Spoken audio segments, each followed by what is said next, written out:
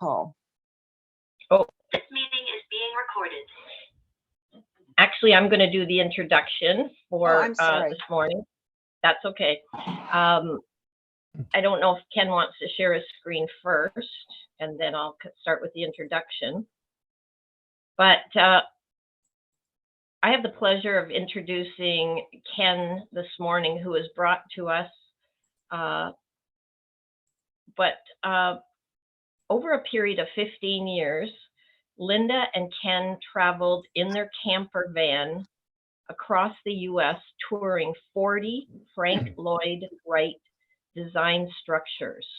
He's going to share in his first screen, I think, a picture that was taken in front of one of the best known homes of Frank Lloyd Wright called Falling Water. Wright is considered America's most famous architect and was an innovative designer, and his first personal life created as many headlines as his architecture. Two house designs like Prairie Style and the Usonian Style will be examined today.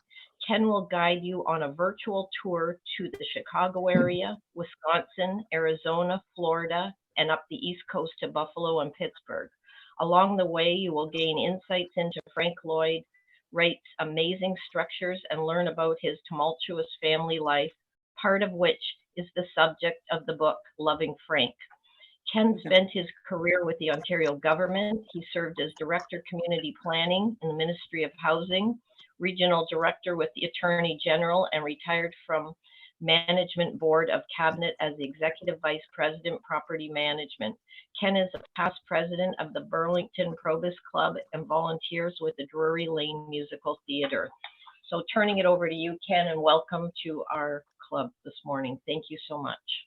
Well, thank you. Are we sharing screen? Do you see Frank sitting here? No, you're not sharing at the moment. Oh, what do I do? So just what you did it perfectly earlier on. So I know. You got to Okay. go down and hit share screen and then choose the screen you want to share. Well, that's the one I wanted to share. I thought right there. there you go. It's happening. Okay. Hey, Okay. You got that? Got it. Now I have to, now I'll go in and start. Now, do you see that? Yes. There's something. no, it's, We're we're still on that first screen that we talked about. Oh, Remember how you Yeah. had to start the slideshow and then share the slideshow screen? okay. I've started There. the slide. Yes. Now you need to go down to your share screen and choose the slideshow and not the PowerPoint.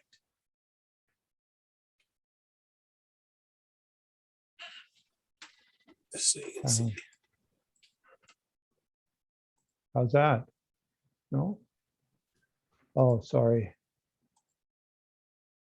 Still not? No, It We can says go I'm, through. Yeah, but you're Can you- sharing the Microsoft PowerPoint. You're not sharing the actual There. presentation. There you go. There. that's it. Perfect. okay. It's always a pain in the butt for me too. All right, now. I've got to end that and start, oh, It's all right. Just do it. Just do exactly what you just did before. okay, screen share. I thought here, Okay. Yeah. is that it? Slideshow from beginning, there. No, Got we're it? back. We're back to watching the Oh, speaker view and not the actual presentation view. So just share there's another one that'll pop up if you go back to share screen. There you go. There. is that right on? Yeah. Okay, sorry to keep, and then that should go there. Yep. Perfect. You got it. Okay, well, a good morning, and we'll hopefully build up some time here. Yes, today I want to take you on a virtual tour, a virtual road trip, and see some of Frank Lloyd Wright's buildings along the way. And even though Frank Lloyd Wright is an American historical figure, I hope you will see that his architecture resonates in today's building styles and his innovations affect the interior design of our homes. I hope to pique your interest and encourage you in the future to visit his sites both online and in person. And this is not meant to be an analytical study of his work. And as you can see earlier there, Frank Lloyd Wright has joined us there. Frank Lloyd Wright died in 1959, and his influence can still be seen. This is an example that's not far from here. This building was built 45 years after Wright died, and the architect incorporated many design elements created by Wright in a style called organic architecture. Notice the subdued colors from nature, natural stone on the walls, a central fireplace, and indirect lighting. Everyone has seen this next slide, I hope. No problem? Yes, Okay. we can see it. So outside this building, there are overhanging eaves on the lower part of the building, and the entrance is at the side and not strongly pronounced. And this is the Doubletree Hotel in Niagara Falls on Stanley Avenue. Well, about 25 years ago, my wife Linda and I became interested in arts and craft furniture design. And we soon used our interest in Wright as an excuse to get in our camper and get off the interstate highways. We've toured 40 of Wright's structures and have photographed 80 of his buildings. And don't worry, I'm not going to show them all to you today. Here's Linda preparing our itinerary for the next day. So come along with us on a few of our road trips, and hopefully we can give you some ideas for your next holiday. We're going to travel to the Chicago area and head west down to Arizona, down to the southern states and Florida, up the East Coast and back to Burlington. All of his buildings were unique, but there are two house designs that I'm going to show you, as mentioned, the Prairie Style and the Usonian. And our pictures do not do justice to the light, the detail, or the feeling of the spaces that Wright created. In his lifetime, Wright designed over 1,000 projects, of which 500 were built. And his most productive period, you'll be happy to know, was after the age of 60. As well as creating buildings, he found time to write 20 books. He was considered America's most influential architect, but his personal life made as many headlines as his architecture.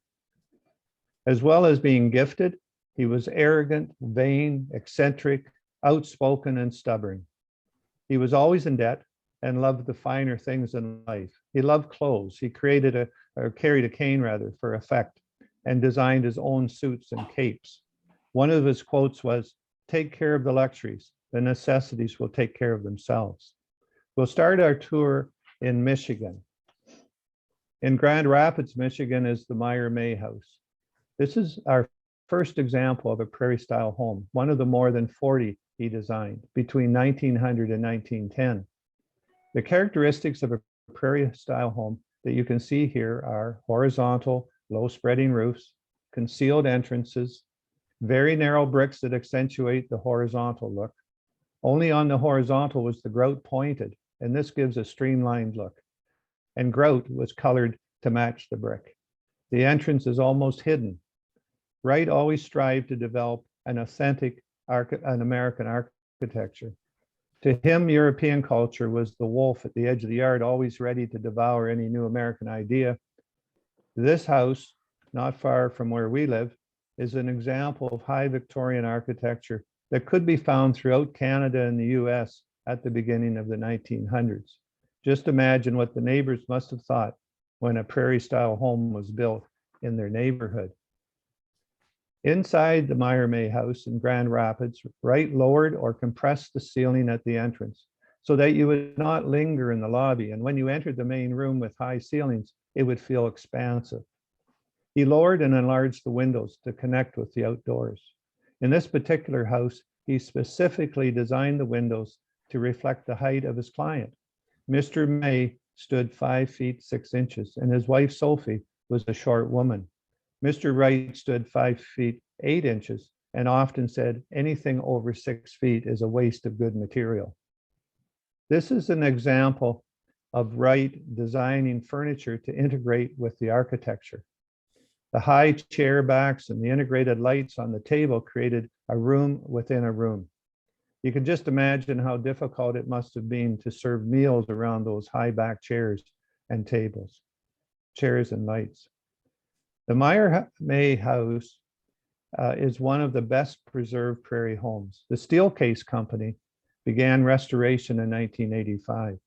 Steelcase had built office furniture for one of Wright's buildings and had a relationship with him. At the time, the owner's children were still living and were able to provide lots of details to the Conservancy, and actual samples of rug fibers were still on file with the supplier. Best of all, it's free to tour. Now, from Grand Rapids, we head to a suburb of Chicago, Oak Park. And it's here that Wright first trained as an architect and started his own business.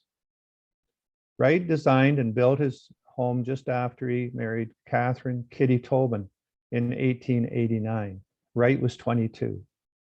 Throughout his life, the hearth was always a focus of his homes. Here's one that he built for his family. Notice the inglenook seats in a cozy corner near the hearth. These words form part of the hearth. Truth is life. Good friend, around these hearthstones, speak no evil word of any creature. Kitty and Frank Lloyd Wright eventually had 6 children. As the family grew, Wright expanded the home. He created a playroom for the children. The 18-foot high ceiling was arched with a large skylight. Art glass windows let in natural light. In winter, it served as a gymnasium. At one end, above a huge fireplace, is a mural, The Fisherman and the Genie. At the other end is a raised balcony. The children would put on plays for their friends. It included a grand piano, and each child played a musical instrument. Wright wanted his children to grow up surrounded by beauty. Look at this. This is cute. While in Chicago, let's have a look at other Wright buildings. The Winslow House was designed in 1894 and was Wright's first independent commission. It has a low hip roof and overhanging eaves and gives hints of his future prairie style. It was considered so modern that Mr. Winslow altered his train commuter routine to avoid comments and ridicule from his fellow travelers. And located on the campus of the University of Chicago is an outstanding prairie home. The Roby House was Wright's last great prairie house built in 1909 and was called the Battleship. It has 20-foot cantilevered eaves. Its horizontal appearance is reinforced again by the use of narrow bricks. And typical of his homes, there's no basement and no attic. Because this huge home virtually covers the whole lot, there's no room for a garden. So he landscaped massive planters and urns at each level. Wright designed all the furnishings, the light fixtures, rugs, and art glass. The walls were designed with sconces and windows and wooden moldings in such a way that the owner could not hang his or own art and thereby disrupt Wright's design. In fact, for one client in Chicago, the Coonleys, he designed the house, the furniture, the dishes, and even Mrs. Coonley's dress. For any Murdoch mystery fans, the set of William and Julia's new TV home is styled on this particular room. Roby's business failed 2 years after the house was completed and he was forced to sell it. Almost demolished in 1954, it was saved and transferred to the University of Chicago. Still in Chicago, this is Unity Temple, designed by Mr. Wright in 1906 at the request of his mother for a friend of hers. Again, the design is totally at the extreme of conventional church design. It's a concrete monolith with a rough surface left undressed right from the cement forms, and was Wright's first massive use of concrete. Unitarians do not accept the conventional Christian symbolism of the cross, and therefore on this building there's no spire and no cross. Built on the corner of a busy street in Oak Park, the windows are small and placed high on the walls. The inscription carved into the wall in the lower left there is to the worship of God and the service of man. And inside, the congregation enters from below and comes up at the back of the church and exits on either side of the pulpit so that the congregation never turn their backs to the pulpit. One of his clients in Chicago was Edwin Cheney. The Wrights and Cheneys had been friends and had belonged to the same social circles. And during the building of this home, Wright and Mama Cheney fell in love. This love affair is the subject of the book Loving Frank. In the early 1900s, open adultery was not common and was not accepted. Frank and Mama were ostracized socially, and Frank lost all his clients. His wife, Kitty, refused to grant him a divorce. The couple fled to Europe for 2 years between 1909 and 11. And while there, Wright wrote a book that showed all the drawings and floor plans of his work to that time. When Frank and Mama returned to the US, his mother gave him land near the family farm in Spring Green, Wisconsin. And this was the area where Frank spent most of his youth. He was born in 1867 to William and Anna Wright. William was a musician and a preacher. The family moved often following his job opportunities. Anna was of Welsh background and believed her first son, Frank, was gifted. Early on, she ordered building blocks from Germany. They were made by Friedrich Frobel and the same man who created the idea of kindergarten, children learning through play. And these blocks are credited with giving Wright his interest in using geometric designs and racials. His parents divorced when he was 17, and his mother was always his greatest supporter. And this photo of the Wright extended family was taken about 1890. Young Frank is seated on the far right and sports a mustache, and his wife Catherine is at the center of the picture with their firstborn, and his mother Anna is seated between them. Spring Green is where in 1911 he built a home for himself and Mama and her 2 children. He called it Taliesin, which means shining brow in Welsh, and placed the home on the brow of the hill, not the top. Putting the house on the top of a hill detracts from both the house and its landscape. This was his eastern home for the rest of his life, and he used it as a laboratory for his design ideas. One idea was this 40-foot long bird walk off the living room so that he could experience nature without leaving his house. Notice the glass integrated with the stone wall to reduce any visual barriers to the outside. Inside the great room at Taliesin East, you can see other Wright innovations. Picture windows, indirect lighting, the open concept, and there's no separate dining room, and the use of natural materials. In this room, you can see the use of natural stone and the first use of the tree lamp. The tree lamp is to the left of the pillar on the left side of the photo. On the left of the screen is a replica of the tree lamp that I built. Wright really liked plywood. It was a new product at the time. And you can see that plywood shields reflect the light, creating comfortable indirect lighting without using glass or a lampshade. And during the Depression, Wright started a School of Architecture at Spring Green. Here's a picture taken in the early days of the Taliesin School of Architecture.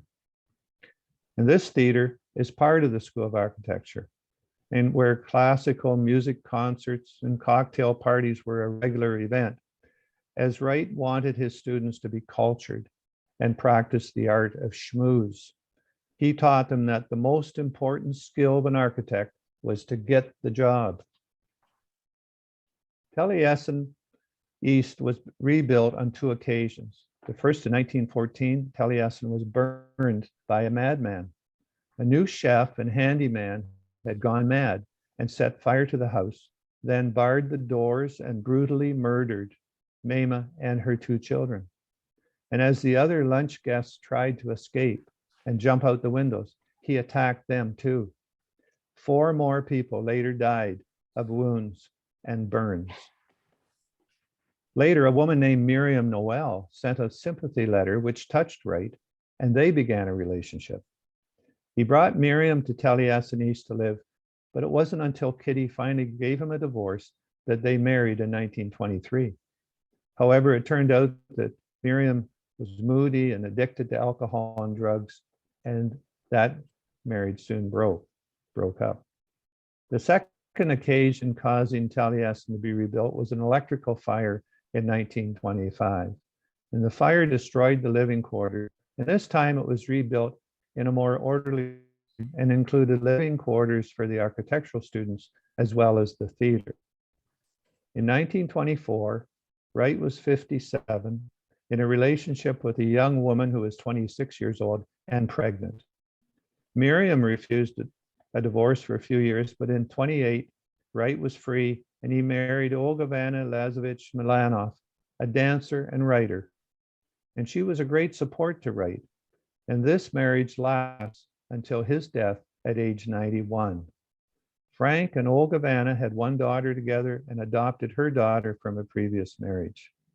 So now we're going to get back in our camper and head off to Racine, Wisconsin. And it's in Racine in 1936 that Wright designed and built the S.C. Johnson Wax Administration Building. Samuel Johnson was a progressive employer and pioneered paid holidays, the 8-hour working day, and profit sharing. And he wanted a building that would improve the working environment for his employees. So we're going to be looking inside the building that you can see from the air on the right side of the photograph with those round circles.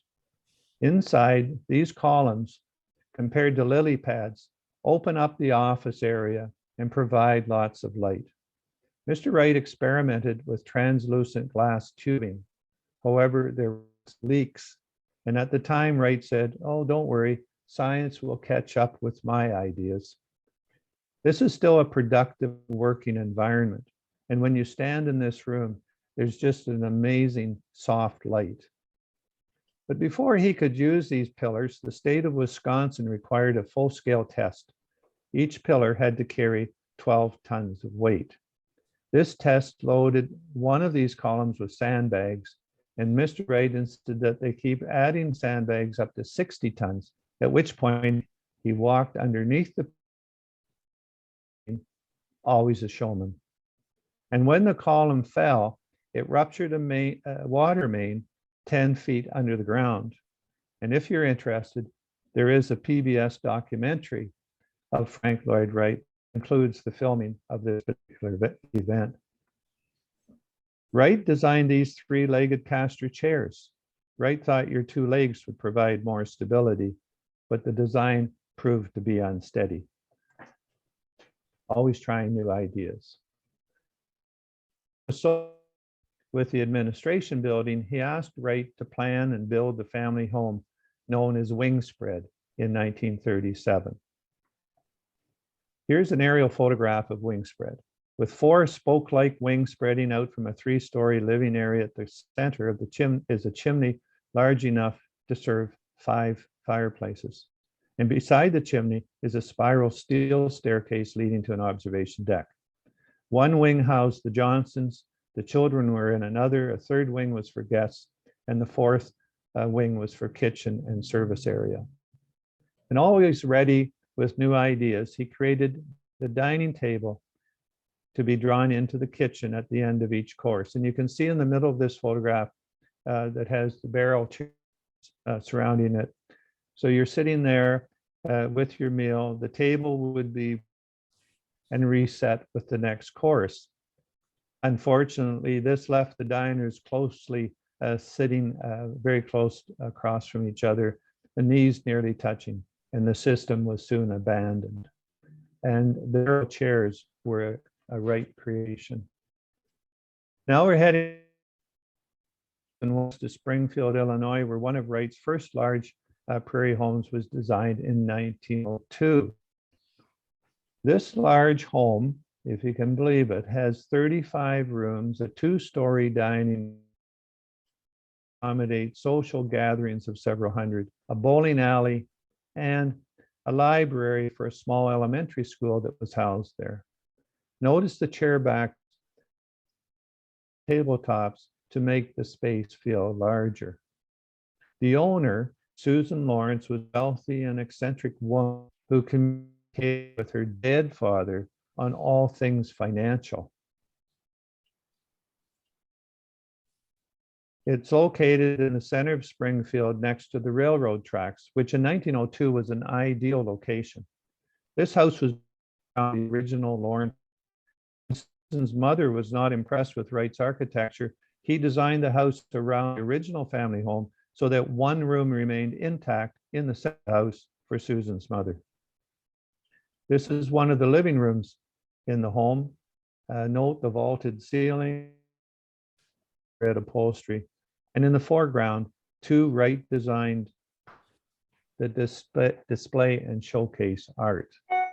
And further south and west, we arrive in Bartlesville, Oklahoma.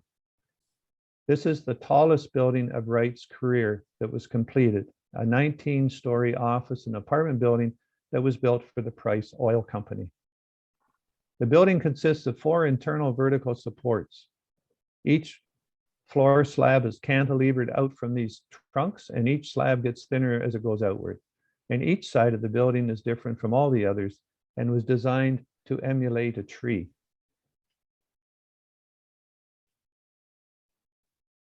There are no 90-degree angles in the interior. The chairs, the tables, the ceiling lights, and not in this cars, 2 of them, are all 6-sided, and there are no square corners in any of the rooms. Today, the Price Tower houses an art and design museum, a restaurant, and tours are available. And so now we're arriving in Phoenix, Arizona, rapid trip, and Phoenix where Wright spent many winters. In Phoenix, Wright was asked to consult on the design of the Biltmore Hotel, and this was his introduction to Arizona. And after suffering from pneumonia during a Wisconsin winter, Wright's doctor told him he needed to seek a warmer and drier climate. Since he had worked at the Biltmore, he had become familiar with the area, and they bought a large tract of 600 acres outside of Phoenix, Havana, established the Taliesin School of Architecture, which did when it was transferred to the Cosanti Foundation in Phoenix. When Mr. Wright began to build his winter home, he decided not to import, but simply to use what he called the heaps of sunburned desert rocks. His apprentices mixed the rocks with carloads of cement for the inside and outside walls. In the Cabaret Theater, which is set below ground level between the desert-made walls, the acoustics are so amazing that when Linda and I were in this theater, you could sit at the upper level and hear conversations near the front of the room. Now, these are some of the places that you can visit on your way to Florida. In Florence, Alabama, we are going to see our first Usonian home, the Rosenbaum House. It is considered one of the purest examples of Usonian architecture. Usonian was a term Wright coined to mean United States of North America. His lifelong dream was to design a low-cost ideal for the everyman. In general, in the smaller Usonian homes, there's no basement, no attic, because Wright thought that all they did was encourage clutter. There is a carport, and the roof is flat because he considered visible roofs expensive and not necessary. In the smaller Usonian homes, he abolished the dining room as a separate room. The kitchen is adjacent to the dining area. There's heating in the floor. Usually the inside and outside walls receive the same treatment or painted walls. And instead of stained glass, there's fret. And you can see them on the windows in the wall just above or just below the ceiling rather. And this gained instant public acclaim and could be built at low cost. The Rosenbaums lived 1939 to 1999 when they donated it to the town of Florence, Alabama. And Linda and I were fortunate enough to tour this house a few weeks prior to its official public opening. Now, not all our attempts to drive by and photograph Wright homes were successful. In this case, while trying to find the Lewis house in Tallahassee, Florida, we were met with this no trespassing sign and had to back up our camper and drive away. Now in Florida, there's the Southern College, Florida Southern College in Lakeland, Florida. And It was a college where students had to finance their education through work. The president of the college offered Wright the opportunity to plan the whole campus. A master plan was completed in 1938, and construction took place over the next 16 years as it could be afforded. Of the 18 design buildings, 10 were built and represent the most buildings in any Wright complex. And here you see the chapel. These are the esplanades or covered walkways to protect students from the Florida sun, and labor was done by the students who earned a portion of their tuition by mixing and pouring cement. One anecdote that Wright had the students urinate on the copper roofing in order to age its appearance. So now we're heading up the eastern United States, and this first house is the Zimmerman House in Manchester, New Hampshire. This house cost $55,000 to design and build in the early 1950s. A similar size house cost about $5,000.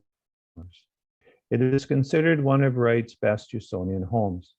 It's a very long linear house and sits at an angle to the street. It has a full suite of custom furniture, including a unique music stand designed to be used for up to 6 musicians. The music stand is at the back of the room, you'll see there, just in front of the grand piano. And you can see 2 stools beside it.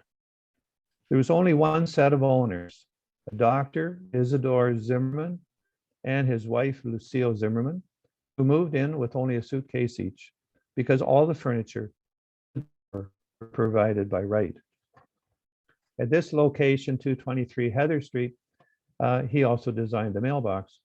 And the Zimmermans lived in the house for 30 years and generations. They bequeathed the property to a conservancy, and tours are organized with the Currier Art Gallery in Manchester. And near the Zimmerman house is an automatic Usonian made from decorated cement block. Wright was a great salesman. He was able to convince 6 of his clients to use the new concrete block construction invention, which he called the automatic Usonian. And the idea was that the concrete blocks would be cast by the client on site and then assembled by the client for the utmost in economy. And in November of 2019, the Currier Museum bought the Khalil House with money provided by an anonymous donor. And from New Hampshire, we're going to go to New York City, where there's a little bit of Wright brought from Minnesota. In fact, it was brought from the Francis Little House. This house was built in Minnesota and demolished totally in the 1970s. The living room is on permanent display in the Metropolitan Museum of Art in New York City. And here's a direct quote from a 1983 Newsweek article.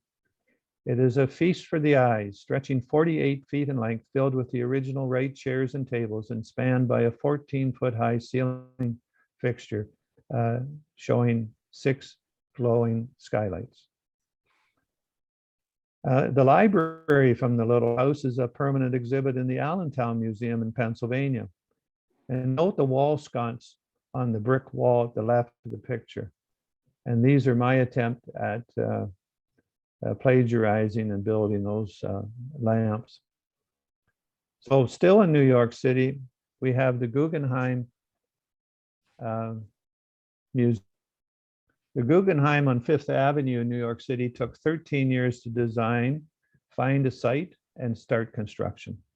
Solomon R. Guggenheim was an American businessman, an art collector, and he was born into a wealthy mining family. He also founded the Yukon Gold Company in Alaska. He began collecting art in the 1890s, and in the late 40s, he engaged Wright to erect a building to house his collection. The design was considered radical for the streets of New York. Wright tried to make the building that held art also be a work of art. He tried to make appreciating art a social activity. So you are to take the elevator to the top and stroll leisurely down the cantilevered ramp that runs a quarter of a mile inside the building with 74 circular bays for displaying art. Mr. Wright spent several years fighting with the zoning officials regarding exit doors. He maintained only one door was required as there was only one floor. When it opened in 1959, neither Solomon Guggenheim nor Frank Wright were alive to see the opening. The Beth Shalom Synagogue is in the Elkins Park community of Philadelphia. Beth Shalom means house of peace and was the only synagogue built by Wright. It uses triangular geometry, and the shape of the synagogue is an interpretation of Mount Sinai. The roof is made of translucent panels, so the light inside changes with the seasons, the time of day, and weather conditions. This is the sanctuary, and the floor is sloped to bring the congregation together, resting in the hands of God. The chandelier in the sanctuary is called a light basket, and here you can see the light coming through the roof. Our journey is nearing a conclusion as we head to Buffalo and Pittsburgh. In 2017, the Darwin Martin House in Buffalo, New York, completed a $50 million, 25-year-long restoration. This is an overview of the city block. Darwin Martin wanted to house his whole family in this one area, and the prairie-style Martin House occupies the foreground. The narrow pergola extends back to the carriage house, and the Barton House sits, which is on the right, sits separately on the block on the right. The white modern flat roof structure on the left is the interpretive center. When we first visited, there was a 3-story apartment building on the site, and the pergola had been destroyed. The first house on the property to be built was the house lived in by Darwin Martin's sister, and this house is open for tours as well. And Martin liked this house and commissioned a 10,000 square foot main house. The Martins lived in this house for 28 years, and after Mr. Martin died in 1935, he left his widow without the resources to maintain the property, and the house went through various ownerships and was abandoned for 20 years and eventually saved by a conservancy. One of the first restoration projects, a new roof, was funded by the Andy Warhol Foundation. This is the fireplace, which has gold leaf on the brick. And here's the reconstructed 100-foot-long pergola, the statue at the production of the Greek winged victory. And about 35 minutes west of Buffalo, on Lake Erie shoreline, Wright built a summer home for Isabel Martin.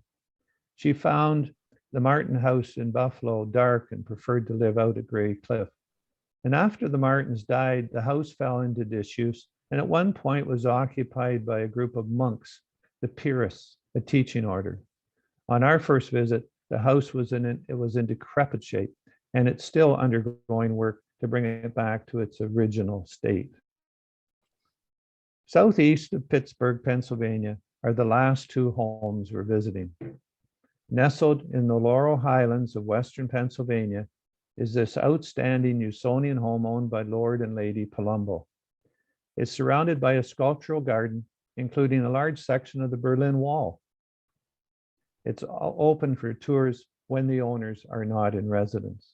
In this photo on the rear balcony, with its open air skylights, should convince you to visit. And just a few kilometers from Kentuck Knob, we come to our final destination and Wright's most famous building. Built for Edgar and Lillian Kaufman in 1935, Falling Water is cantilevered over a small river and waterfall. There's a feeling of nature inside this home by use of stonework in the floors and walls. The watery look of the stone floor in the living room is meant to emulate the creek that flows below the house, achieved by the regular application of what else? Johnson paste wax. And from the living room, there's a direct access down to Bear Run, which flows underneath the house. As you can see in this picture of falling water at one side, there's in the middle, there's a window open there. And when those windows open, there's a totally unobstructed view of the valley. And here, Linda and I stand in a very popular spot for photos. In 1963, Kaufman's son gave the house and 1,500 acres to the Wright Conservancy. There's a story that Mr. Wright visited the site with Kaufman, and several months later, Kaufman phoned Wright from Madison, Wisconsin, a couple of hours away by train, to say that he was coming to see the plans at Taliesin East. Wright replied, "Oh, come right ahead, we're expecting you." But there were no plans except in Wright's head. In a matter of a couple of hours, Wright, with the help of his apprentices, produced the drawings and finished apparently just minutes before Kaufman arrived. Kaufman said, "Don't change a thing," and Wright didn't. And the house was built in all its complexities without any significant changes. Well, Linda and I looked at our camper one day and noticed that it has many prairie style elements. It has overhanging eaves, it has a cantilevered front, the entrance is from the side, a small confined entry that leads into a very expanded living area, you can imagine. It has picture windows, has built-in furniture, and there's nowhere to hang art, and there's indirect lighting. And when we're in campgrounds, we are definitely close to nature. Organic architecture at its best. Thank you very much.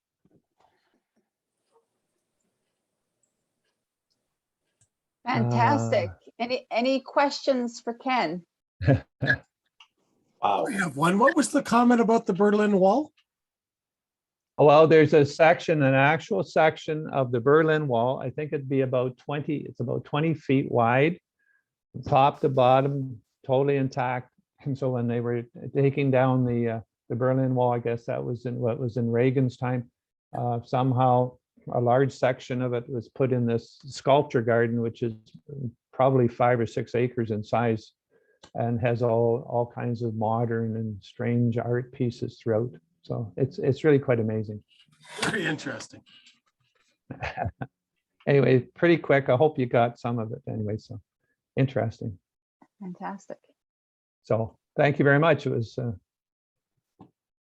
Anyone else with questions or comments for Ken? I think Hudson wants to ask something.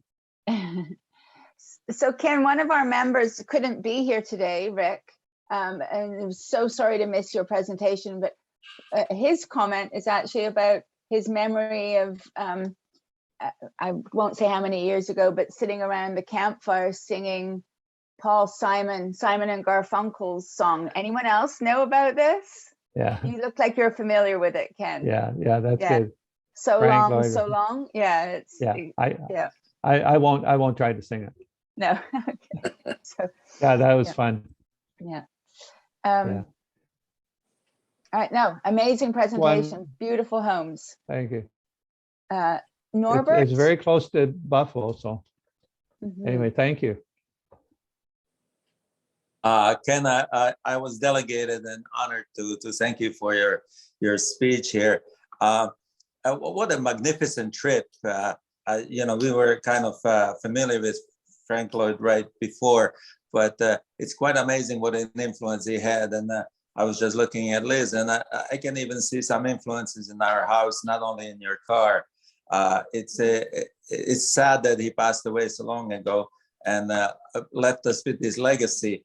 So anyway, thank you very much for your wonderful presentation, and good luck with emulating his artworks and furniture and everything else. And I believe on your behalf, you're gonna vaccinate several children for polio, and perhaps I'll let you know about that. So thank you very much, and hopefully we'll see you again, either as a guest or a member. Okay, okay. And good to see you, Wayne. I saw Good Wayne. to see you, from Ken. COVID. Thank you. Yes, Yes, thank you. and thank you, Wayne, for introducing us to Ken. So Ken, we just have 10 minutes left in our meeting. We take care of some club business. You're welcome to stay on and join us, but also feel free to exit whenever you need Okay. to. Thank Okay. you again. That was super interesting.